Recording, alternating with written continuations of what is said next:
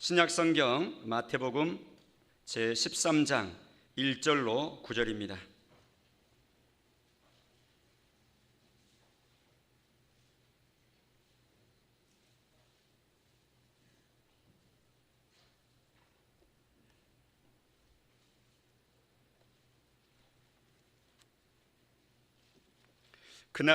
그날 예수께서 집에서 나가사 바닷가에 앉으심에 큰 무리가 그에게로 모여들거늘 예수께서 배에 올라가 앉으시고 온 무리는 해변에 서 있더니 예수께서 비유로 여러 가지를 그들에게 말씀하여 이르시되 씨를 뿌리는 자가 뿌리러 나가서 뿌릴새 더러는 길가에 떨어짐에 새들이 와서 먹어버렸고 더러는 흙이 얕은 돌밭에 떨어짐에 흙이 깊지 아니하므로 곧 싹이 나오나 해가 돋은 후에 타서 뿌리가 없으므로 말랐고 더러는 가시떨기 위에 떨어짐에 가시가 자라서 기운을 막았고 더러는 좋은 땅에 떨어짐에 어떤 것은 100배, 어떤 것은 60배, 어떤 것은 30배의 결실을 하였느니라.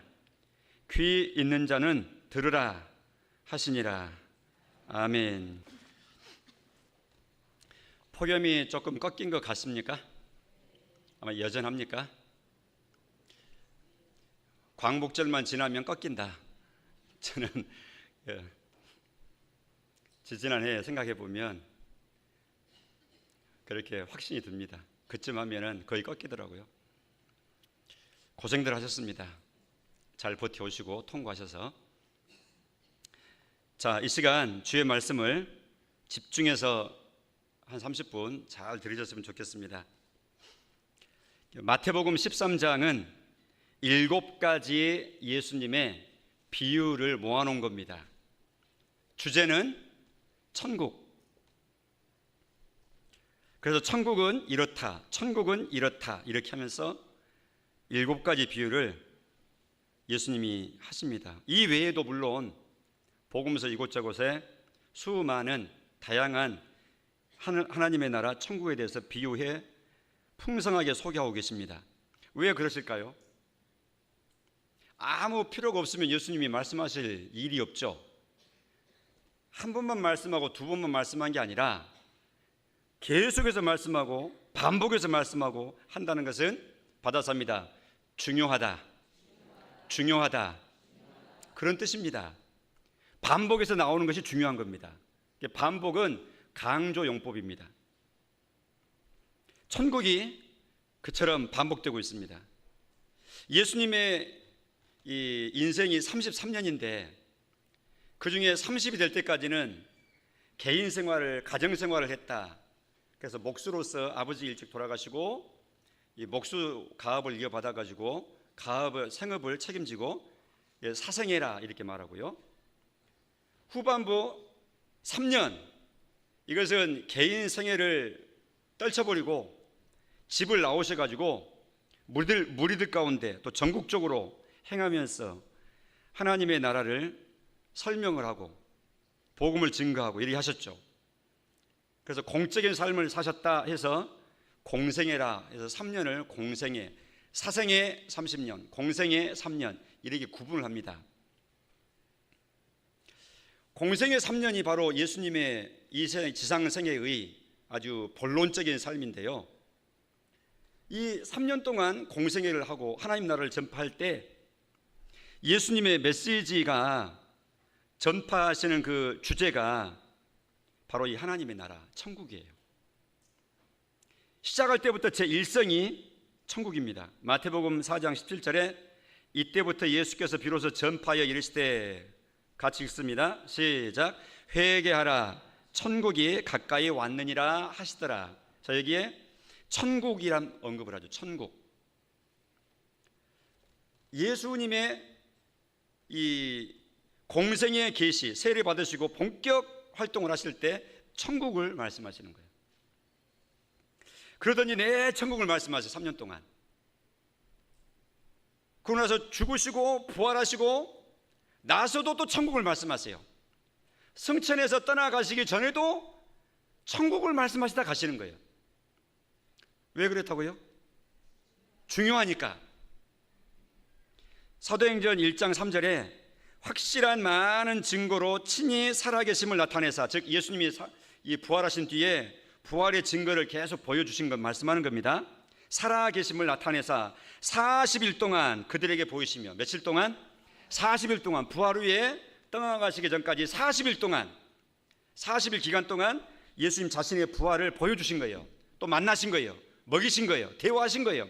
이 40일 만날 동안 뭘 말씀하셨느냐? 그 다음 부분, 하나님 나라의 일을 말씀하시니라. 하나님 나라, 두 글자로 천국, 하늘천 나라국, 천국, 풀어서 말하면 하늘나라. 본문대로 사도행전 1장 3절 방금 내용하면 하나님 나라,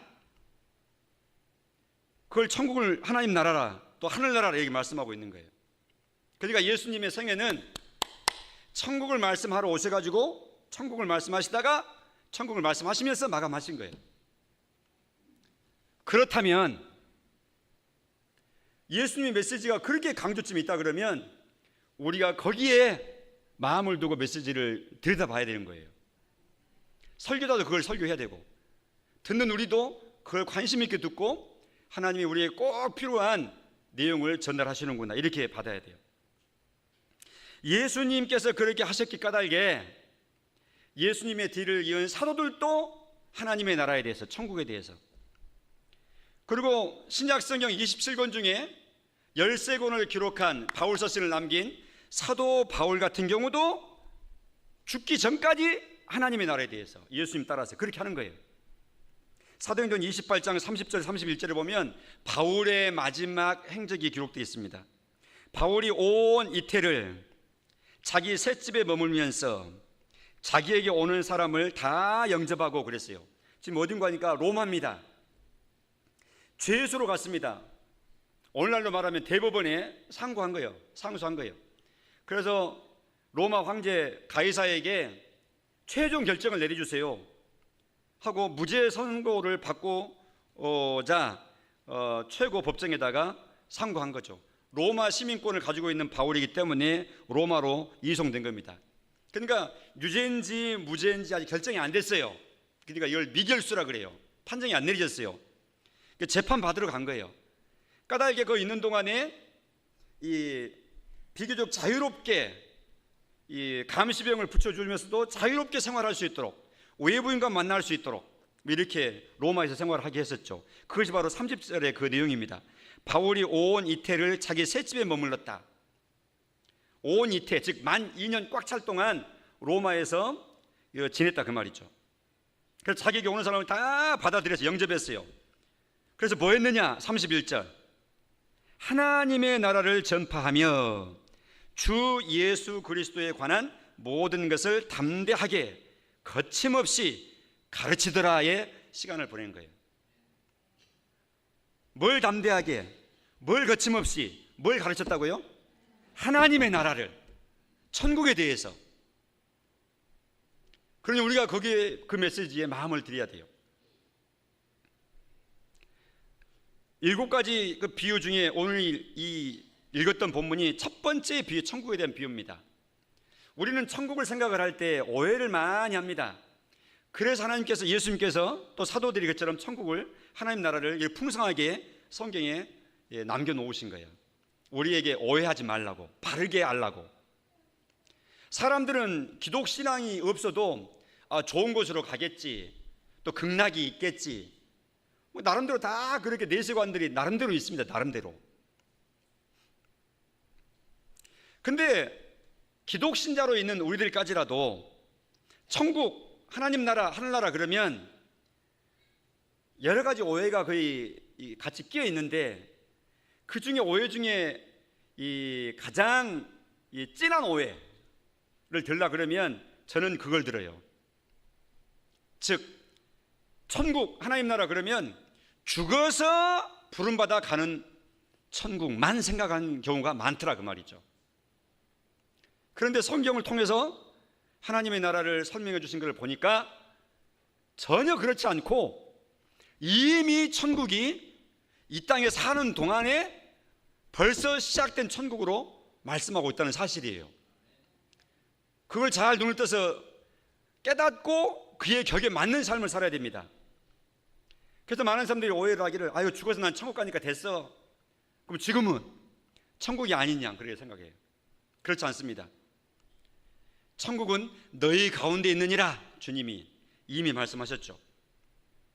그래서 학자들답게 그런 표현도 해요. 이미 임한 천국, 이미 시작된 천국, 이미 우리가 들어와 있는 천국, 이미. 그런데 아직 완성은 아니야. 그래서 아직 완성이 덜 된 천국, 아직 완성을 소망하면서 기대하면서 믿음으로 그때를 향해서 견디며 나아가는 그 천국. 그래서 이미와 아직 사이에 우리는 있다. 이미 시작됐는데 아직 완성은 아니래. 해봅시다. 이미, 아직, 이렇게 표현하고 있어요. 학자들이 글을 읽어보면. 여러분, 이미와 아직, 이 표현만 마음 가운데 기억했다가, 이 표현을 기억했다가 대화 중에 그런 표현을 여러분 입에 올리게 되면 듣는 분들이, 아는 분들이 훅 놀랄 겁니다. 아니, 그 신학서적에 나오는 말을 우리 학교의 성도가 말하네? 이런 느낌을 갖게 될 거예요. 학자들은 그렇게 기록해 놨어요. 이미 시작된 천국, 아직 완성을 보지 않은 천국, 이미와 아직 사이에 우리는 있는 거예요. 그러니까 벌써 천국이 다 된 것처럼 생각해도 안 되고, 이게 무슨 천국이에요? 미완성인데. 근데 아직 천국이 시작도 안 됐냐, 죽어서 갈 천국만 멀리 기대만 하고 여기는 사탄만 다스리는 곳이야, 이것은 죄악만 있는 곳이야, 이렇게 오해해서도 안 된다는 거예요. 이 부분이 우리가 한국 성도들이 좀 미약해요. 제가 볼 때는. 워낙 우리 한국교회 한 150년 가까이 되어가는 이 개신교 복음의 본격 이 역사 속에서 워낙 장소적인 천국, 죽어서 가는 장소적인 천국, 천당, 이것만을 워낙 강하게 강조한 시절이 있었기 때문에 그 여파라고 생각됩니다. 그러나 우리는 균형을 잡아야 되죠. 장소적인 천국을 기대합니다. 하나님의 약속입니다. 내 아버지 집에 거할 것이 많도다, 주님 말씀하셨습니다. 그러나 이미 이곳에서부터 천국은 시작되었다, 이렇게 말씀하고 있습니다. 천국을, 그 나라 국자를 썼잖아요. 하나님 나라, 하늘 나라, 나라라는 말을 쓰잖아요. 나라라는 말을 쓸 때에는 그 의미가 있는 겁니다. 여러분, 국가의 3요소가 뭡니까? 나라가 되려면 3가지 요소가 필요하다 그래서 국가의 3요소라 그래요. 첫째는 뭐가 있어야 나라가 돼요? 예? 국민이 있어야 돼요. 둘째는요? 땅이 있어야 돼요. 국토, 영토가 있어야 돼요. 또요? 세 번째는 뭐가 있어야 돼요? 권리, 주권이 있어야, 나라의 권리, 주권이 있어야 돼요. 그럼 우리 대한민국, 우리가 이제 이해하기 쉽게 대한민국 나라가 우리 나라니까 생각해 봅시다. 국민, 우리 대한민국, 예? 대한민국이 주민이 국민이죠. 국민 있잖아요. 그 다음에 영토, 한반도와 그 부속 도서로 한다고 그랬잖아요. 여기에 영토가 있잖아요. 그 다음에 주권, 우리나라 주권이, 대한민국이라는 주권이 시행되고 있잖아요. 대외적으로 다 대한민국이라는 나라가 인정받고 있잖아요. 나라의 주권을 가지고 외교력을 펼치고 다 거래를 하고 나라 간에 인정받잖아요. 근데 일제시대에는 뭐가 없었어요? 3가지 중에서 뭐가 없어요? 마지막 3번째, 주권이 없는 거예요. 그러니까 백성도 있는데, 땅도 있는데 주권을 빼앗겨 버린 거예요, 일본한테. 그래서 일본 속에 포함되어 버리는 거예요. 그럼 나라 아니에요. 그래서 고종황제가 저 멀리 유럽 땅 네덜란드 그 헤이그라고 하는 곳에서 국제회의가 있는데 밀사를 파송을 했어요. 이준 이상설 파송을 했어요. 외국할 수 있는 사람을 해가지고. 그런데 국제회의장에 들어가지를 못했어요. 조선이라는 나라 없는데, 자리도 준비 안 됐는데, 초청도 안 했는데, 자리 없어 당신들. 그게 나라가 있으려면 국민, 영토, 주권이 다 있어야 돼요.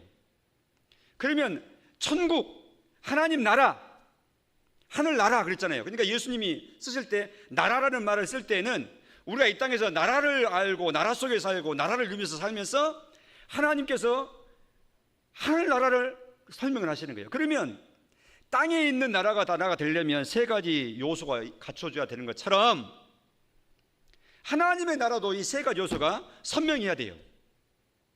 그래야 하나님의 나라예요. 그러면 아까 국민 그랬잖아요. 그럼 하늘나라의 천국의 국민은 누구예요? 구원받은 성도, 받아입니다. 구원받은 백성, 예수님을 자기의 구주로 고백하고 하나님이 예수님을 통해서 나를 구원하셨구나 알고 감사할 줄 아는 구원 백성들, 예수 믿고 구원받은, 예수 믿고 세례받은 사람들이 하늘나라 국민이에요. 요한계시록에서는 이 백성을 일컬어서 14만 4천 명, 이마에 하나님의 도장, 인을 받은, 오른쪽 손목에 하나님의 도장이 찍힌, 하나님의 소유로 도장이 질러진 14만 4천 명, 이렇게 말씀하고 있죠.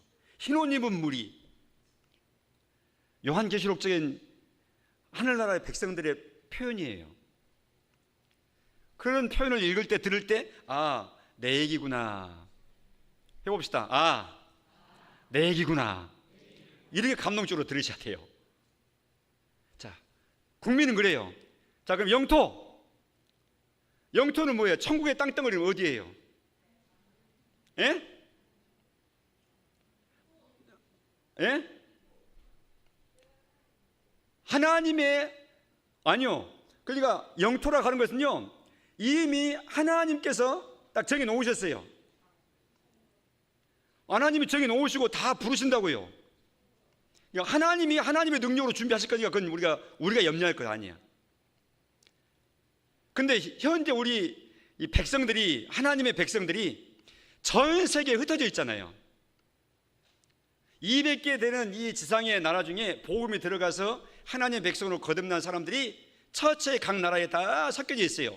땅으로는 무슨 나라 백성, 어디 나라 사람 다 그러지만 하나님의 나라의 관점에서 보면 이 세상에는 하나님 백성과 하나님 백성 아닌 사람하고 딱 두 종류밖에 없어요. 하나님 백성이 있는 곳이 다 하나님의 나라예요. 영토예요. 그런데 그보다 더 본론적으로는 성경에서는 아까 말씀드렸듯이 천국의 장소적인 천국을 언급을 하세요. 그래서 성경에서는 새 하늘과 새 땅 이렇게 말씀하기도 하고요, 새 예루살렘 이렇게 말씀하기도 하고요, 다양한 표현으로 말씀해요. 그것은 하나님의 능력으로, 하나님의 설계대로 하나님이 전적으로 마련하시고 예비하실 것이니까 그건 우리가 신경 쓸 것이 아니에요. 하나님을 믿음으로 맡겨드리면 돼요. 하나님 말씀하신 대로. 세 번째로 하나님의 나라에 이루어지려면 주권. 그러면 하나님의 나라 천국의 주권은 누구에게 있는 거예요?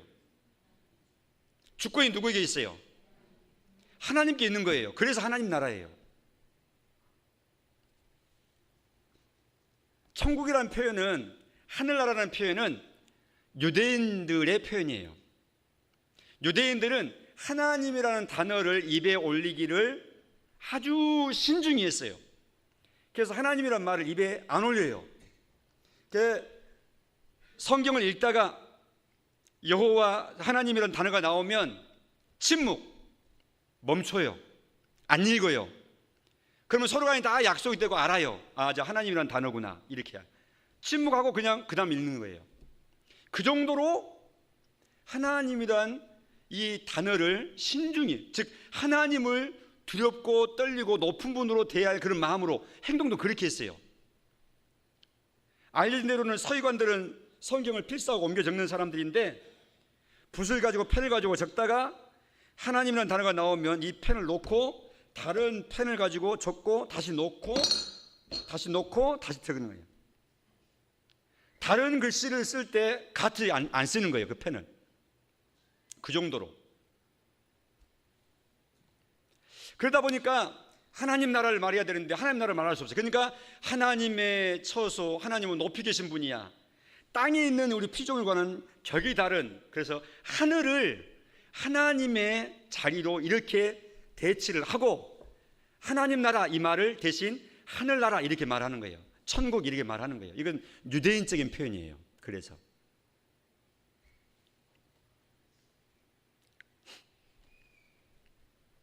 자, 여기까지 우리가 서론적으로 말하고 오늘 본문을 정리해요. 이제 앞으로 몇 주 동안에 하나님의 나라의 비유를 우리가 집중적으로 들여다볼 내용인데, 하나님의 나라에 대한 서설을, 기본 이해를 필요한 만큼 이만큼 우리 설명을 드린 겁니다. 또 필요할 때 더 첨가하기로 하고, 오늘 본문 4가지 땅에 떨어진 씨앗이다 그랬어요. 여기서 씨는 하나님 말씀이라고 본문에서 말씀하고 있으니까요. 그러니까 하나님의 나라에서 일어나는 현상, 이게 뭐냐, 저 죽어서 가는 천국 얘기가 아니라 이미 시작된 이 땅에서의 하나님 나라 천국 백성들의 삶을 지금 설명해 주고 있는 것이죠. 가장 첫 번째로는 4절에 길가에 떨어진 씨앗이라 그랬죠. 4절, 더러는 길가에 떨어짐에 새들이 와서 먹어버렸다.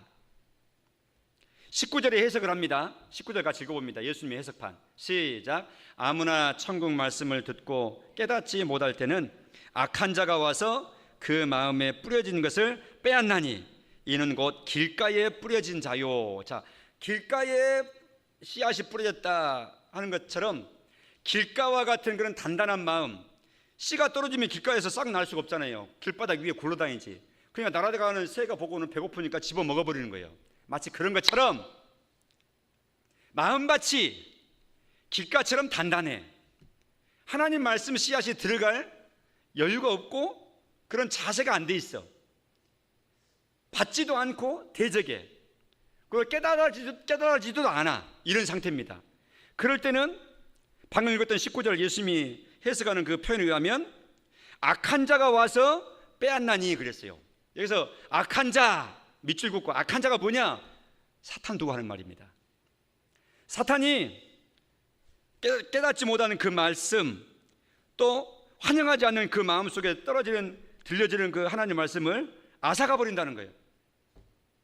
이것이 바로 길가에 뿌려진 씨앗과 같은 마음의 상태다, 이렇게 말씀하고 있어요. 이 땅에 지금 천국이 진행되고 있는데, 하나님 나라가 진행되고 있는데, 하나님 말씀이 선포되고 있는데 길가와 같은 마음밭이 있다, 그 말이죠. 우리들 두고 하는 말입니다.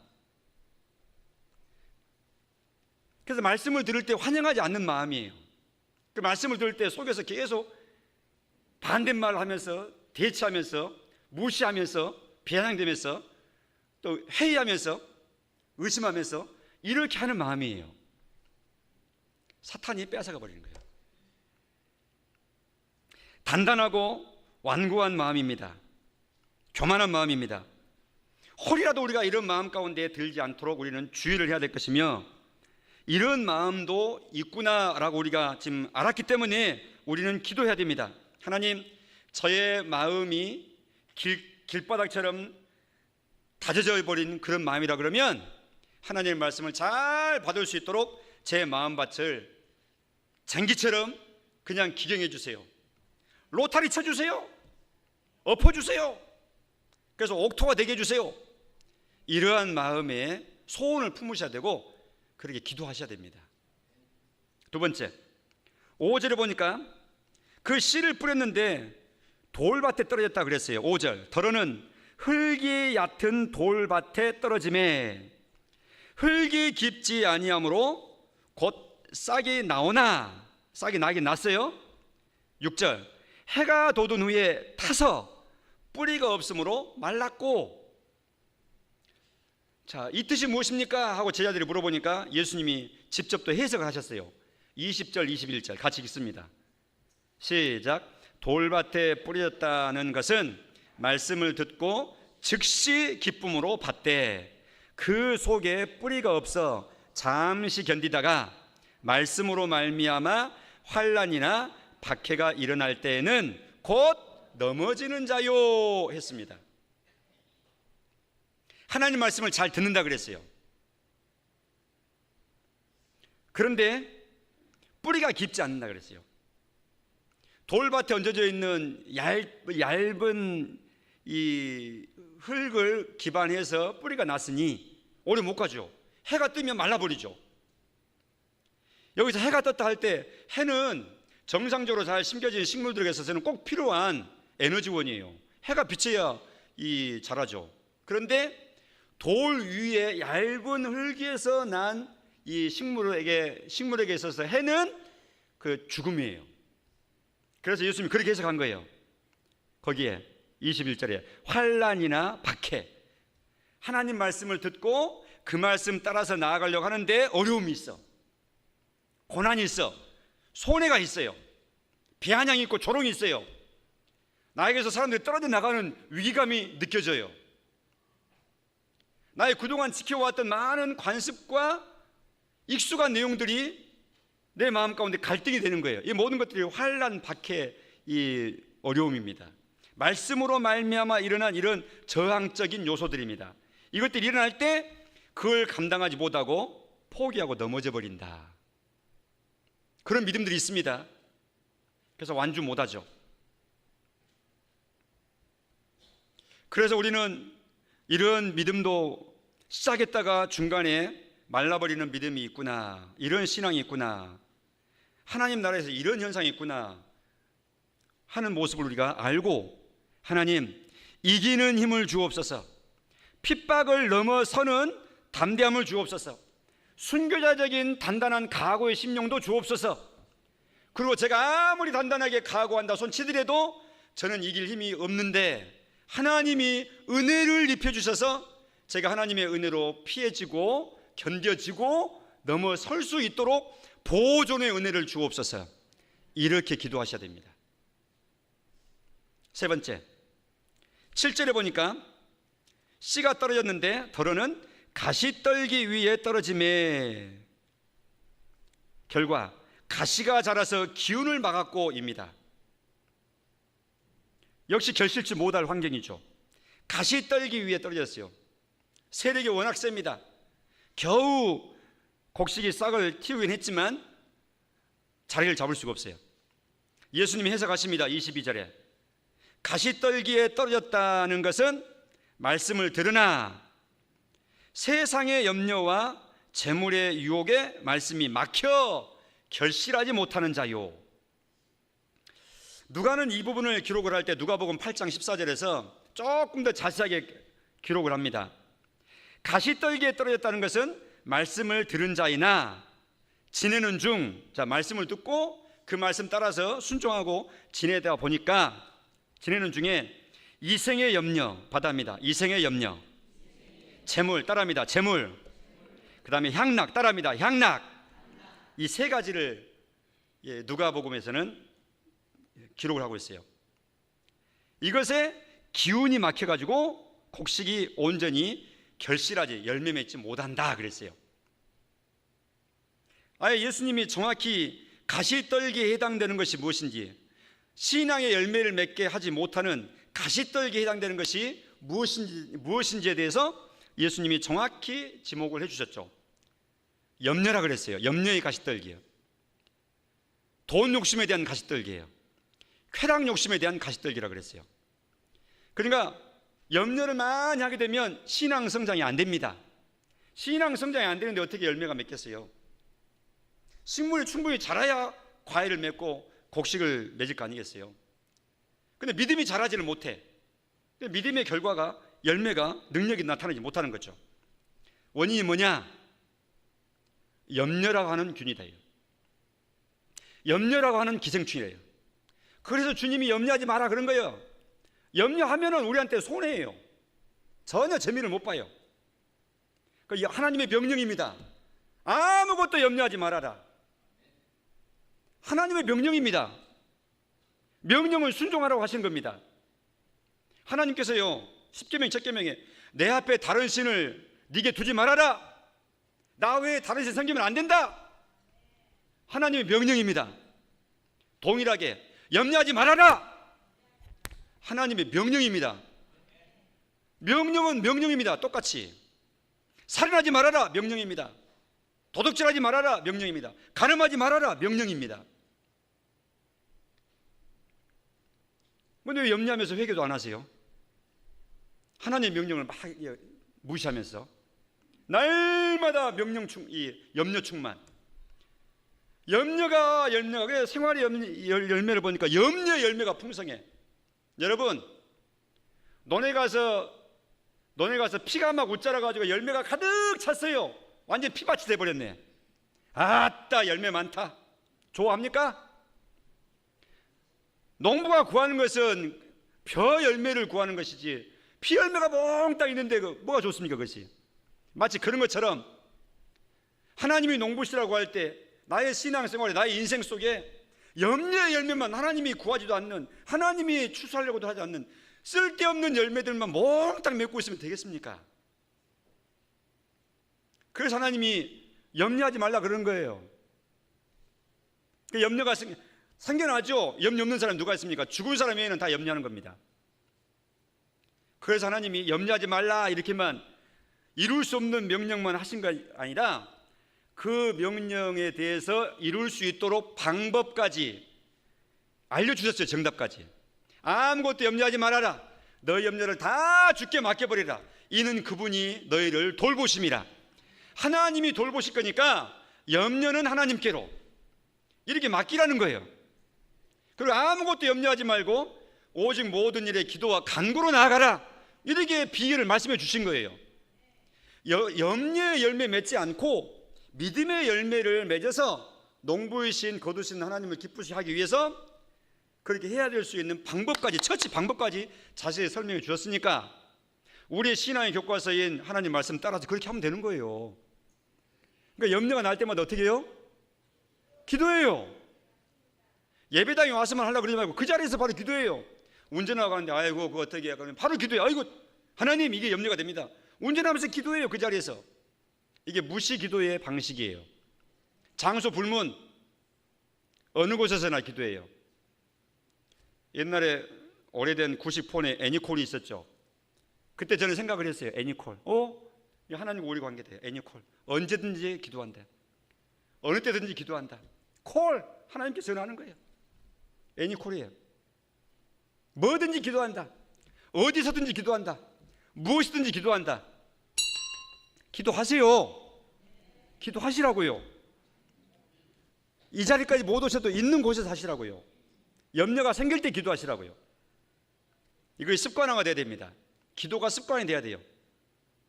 그럼 자동으로 기도해야 돼요. 기도하면 되죠. 어쩌다 기도할 생각 나면 안 되고 바로 염려하다가 바로 기도로 들어가야 돼요. 이게 우리의 모습이어야 됩니다. 예수님이 습관에 따라 기도하셨는데 우리가 예수님과 함께 하는데 우리가 습관적으로 기도해야 되죠. 그거 좋은 겁니다. 가시 떨기에 떨리는 게, 이 가시는 바로 염려라 그랬어요. 그 다음 재물이라 그랬어요. 돈 욕심이 많으면 신앙의 열매 못 맺습니다. 돈 따라가니까.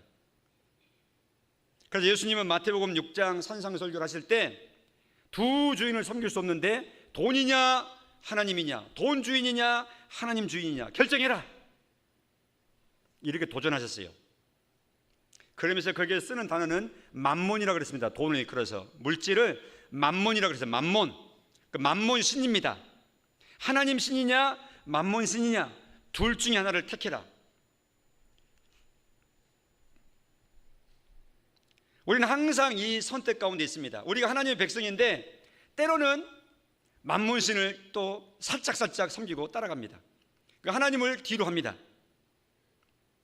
깨닫고 나면 회개해야 됩니다. 그리고 그런 횟수가, 만몬신을 선택한 횟수가 갈수록 적어지는 것이 신앙 성숙한 겁니다.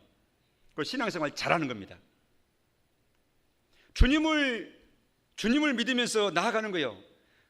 겉으로 볼 때 물질에 손해가 있다 손치더라도 이제 어느덧 나 그 정도 손해 보면서 나갈 거야, 내 생명까지라도 주님께로 내가 드리겠다고 하는 사람인데 그까지 물질적인 손해 좀 보지 뭐, 주님을 위해서라면. 이 정도는 그냥 대수롭지 않게 그냥 나가버리는 거예요. 이게 다 내 마음밭에서 가시떨기를 다 캐내는 그런 결과의 모습들인 겁니다. 돈에 너무 많이 영향받으면 신앙생활 할 수가 없어요. 그래서 사탄이 돈으로 유혹하거나 돈으로 위협하거나 돈으로 공포감을 조장하거나 이리 한다 할지라도 별로 영향받지 않는 그런 신앙의 체질로 나아가야 돼요.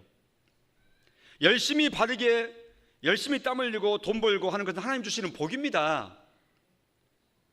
돈을 죄악시하지 마세요. 그런데 지금 말씀드리는 것은 돈을, 하나님을 사랑해야 되는데 그 자리에 돈을 놓고 사랑을 두고 하는 것을 얘기하는 겁니다. 제가 돈을 좋아합니다. 근데 돈을 사랑하지는 않습니다. 돈이 편리하니까 누구나 좋죠. 유용한 연장이니까. 다 좋아해야 됩니다. 귀하게 여기고 하나님이 귀하게 여기시니까 그 돈으로 하나님이 일을 합니다. 돈으로 사람을 유익하게 합니다. 얼마나 좋습니까? 모든 연장 중에 우리가 사는 이 땅에서는 돈이 가장 편리한 연장이고 도구예요. 귀하게 여기시고 잘 간수하세요. 근데 돈을 사랑하지는 마세요.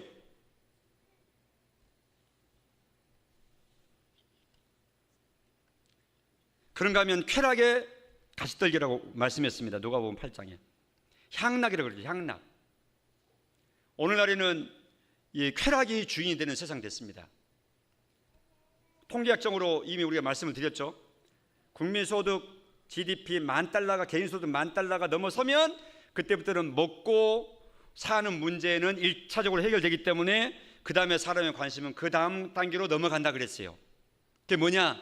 그 다음에는 이제 돈을 쓰면서 보다 즐겁게 사는 쪽으로 넘어가요.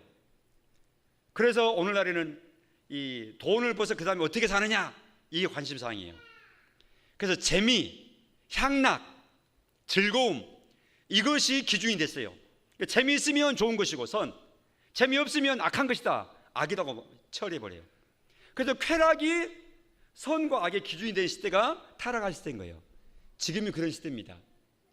그러면 이런 세대를 본받지 말아라, 주님 말씀하시는데 신자인 나도 그렇게 생각해 버리면 안 되죠.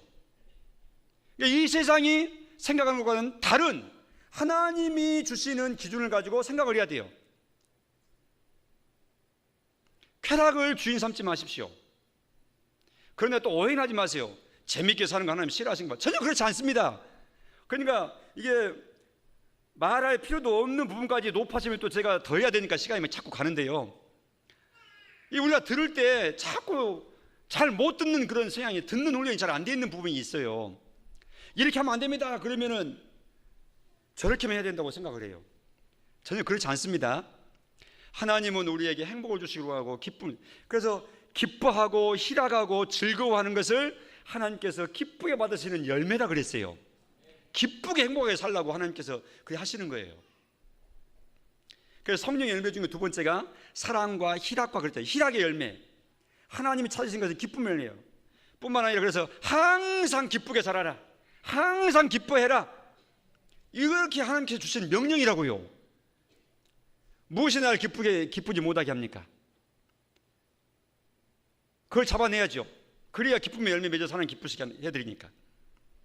그런데 하나님을 떠나버리면서까지 향락을 찾아가고 기쁨을 찾아가고 즐거움을 찾아가고 하나님을 버리면서까지 믿음도 등한히 하면서까지 이렇게 우선순위인 하나님까지 다 뒤로 밀쳐놓고 쾌락을 따라다녀요. 이걸 두고 하는 말입니다. 이것은 우리를 주저앉히는 가시떨기입니다. 가시떨기는 다 불태워야 됩니다. 그리고 다 캐내야 됩니다. 그래서 우리는 그렇게 기도해야 됩니다. 하나님, 세상 이기는 믿음을 주세요. 마지막 네 번째, 8절에 보니까 좋은 땅에 떨어졌다 그랬어요. 좋은 땅. 그래서 결과가 100배, 60배, 30배 결실했다. 예수님이 해석하십니다. 23절에 좋은 땅에 뿌려졌다는 것은 말씀을 듣고 깨닫는 자다. 자, 일단은 먼저는 듣고 깨닫는 마음, 이것이 좋은 땅이에요. 좋은 땅에 해당되는 마음이에요. 내 마음이 좋은 땅에 해당되는가를 가장 첫 번째 살펴봐야 될 것은 내가 하나님 말씀을 듣고 깨닫는가. 듣는 것을 먼저 해야 되겠죠. 늘 들어야 돼요. 그리고 늘 깨달아야 돼요. 깨닫는 횟수가 더 많아져야 돼요. 이해가 되어야 돼요. 지금 제가 설명하는 이 내용들이 어떻게 이해가 됩니까? 여러분 마음 가운데 이해가 되고 있는 중입니까? 그러면 지금 듣고 깨닫는 중이에요. 지금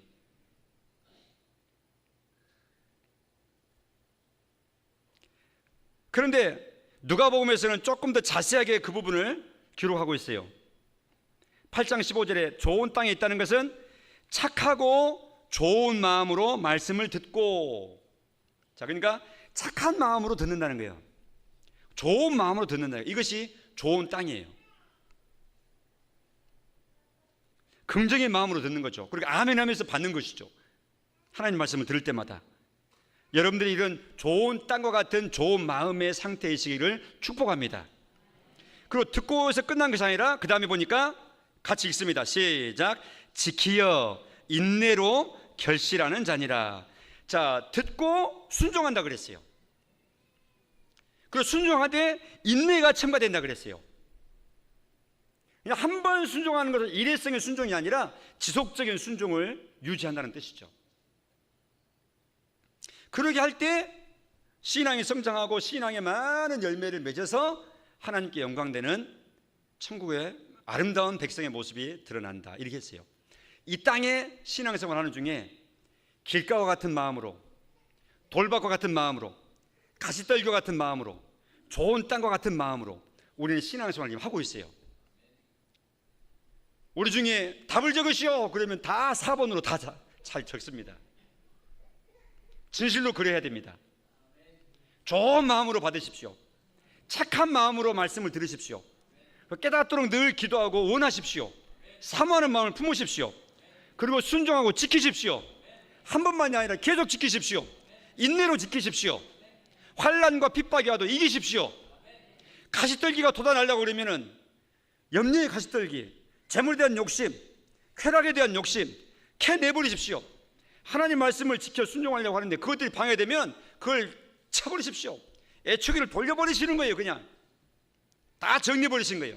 그것들이 내 마음 가운데도 내 생활 가운데서 세력을 펼치지 못하도록 계속 그런 세력들을 계속 다운시키는 거예요.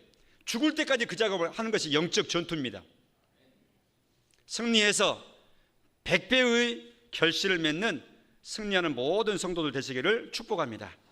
기도하겠습니다. 하나님 감사합니다. 듣게 하시고 깨닫게 하시니 감사합니다. 우리의 마음이 진실로 그러하기를 소원하오니 이 시간 동참한 우리 모두 단 한 사람도 예외 없이 좋은 땅에 해당되는 많은 결실을 맺는 복된 마음의 자리가 다 되게 하여 주옵소서. 예수님 이름으로 기도합니다. 아멘.